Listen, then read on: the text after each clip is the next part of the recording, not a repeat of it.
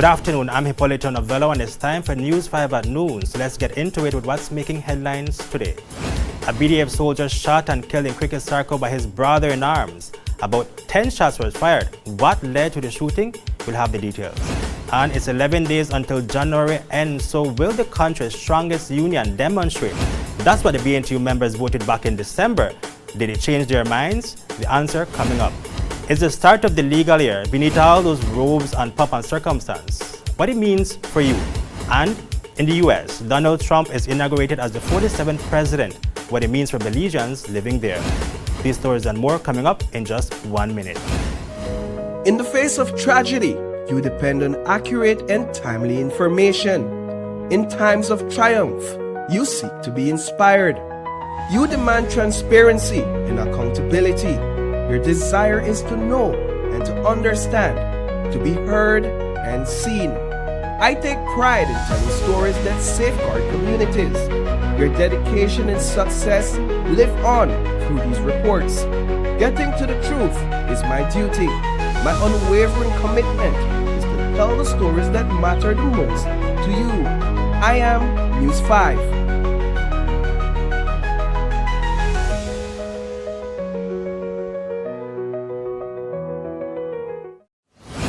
A BDF officer was fatally shot on Sunday night at the Cricket Circle Conservation Post in southern Belize. Private Clive Bizer has been identified as the deceased. He was shot multiple times and another sustained 2 gunshot injuries. Pictures of the scene show him lying face down in a pool of blood.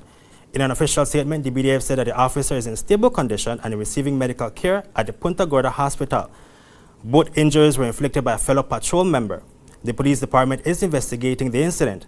The BDF assured that the 1st Infantry Battalion has taken all necessary measures to secure the patrol base. Welfare officers have been dispatched to provide support to the grieving families. Initial reports suggest that the officers were socializing when an altercation broke out. Villagers say that alcohol may have been involved. In late 2024, the Belize National Teachers Union voted to hold a national demonstration this month to pressure the Brazilian administration to pay teachers their outstanding increments. Weeks after this decision was taken, GOB committed to paying all outstanding increments before the year ended. While most of the teachers did receive their increments, at least 200 teachers were left out. So will the teachers demonstrate? That's what National President Nadia Kales was asked this morning on Open Your Eyes. Belize is used to seeing BNTU in a more confrontational approach. And we have decided to change strategy. Now, I want to come straight to what is on the minds of all Belizeans. The demonstration that the membership voted on. I made it clear in my interview with you all in December that the membership voted, and my members need to remember this, they voted for a demonstration in January. January 1st to January 31st. They still got still 2 more January. And you see, the union is a very powerful organization, and my membership needs to understand that we don't have to flex our wings and show how powerful we are. We know our strength, we know what we're capable of, and sometimes it's good just to satter a little, watch the people as they make their moves, because like you're playing chess right now. And then you know when you need to come in. And some are not used to that, they're used to this. But it's 2025. You have to know how to achieve the same objective. You've sattered basically for 20 days in January. What appeared, we are sattering, and let me tell you what we're doing. Government used what we call the Pontius Pilate approach. We also call it the hush money approach. We just can't come out and say we're going to demonstrate against the government because government gave the monies to the management.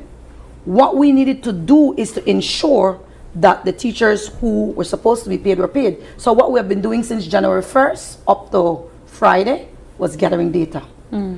The council met last week. They came with data, but it was not complete. So we sent them back. They voted to go back. So school reps are involved, some principals, because we need the data. We need to know how many teachers and the staff actually got the increment. Were they given everything that they deserved? Some were given 3 months when they owed them 6 months. We need to have accurate data. The annual opening of the High Court's criminal calendar for 2025 got underway this morning in Belize City.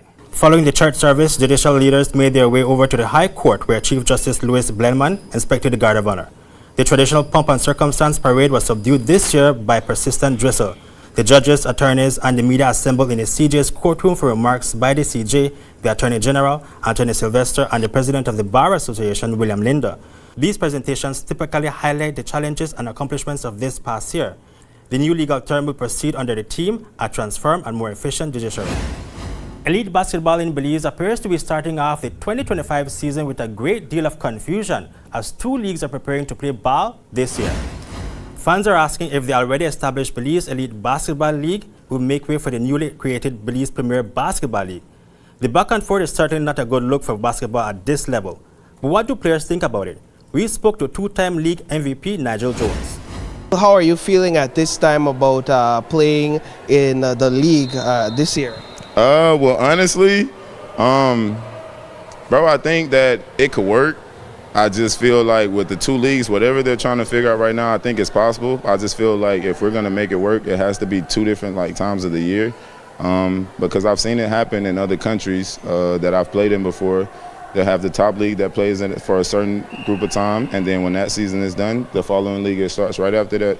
So I just feel like, it's going to take cohesiveness. I feel like everybody's going to have to want to come together and work, and it can't be about egos or I did this or I did that. So I feel like, just going into the season, we have to give the fans and the people that come out and support something that they want to enjoy watching. So, because I feel like without them, it's not possible. All eyes on the United States as Donald Trump makes the return to the White House as the 47th president. Trump's swearing in took place indoors in the Capitol Rotunda due to low temperatures in Washington, D.C.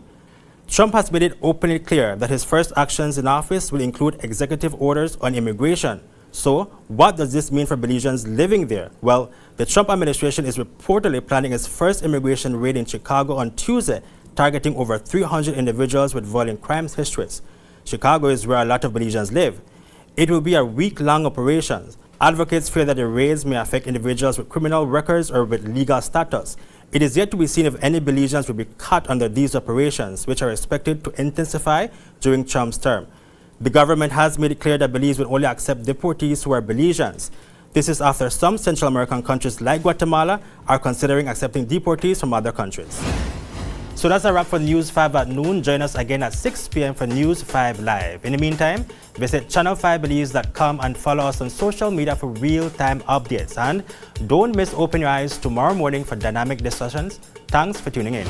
I'm Brittany, one of the newest faces around here. My stories are heartfelt and bring a fresh perspective. On the job, there is no challenge too great. Flooded highways, raging fires, or asking tough questions. My determination and willingness to connect with people help to deliver stories that put you, our viewers, at the forefront of issues. My motto: accurate, timely, and relevant. I am News 5.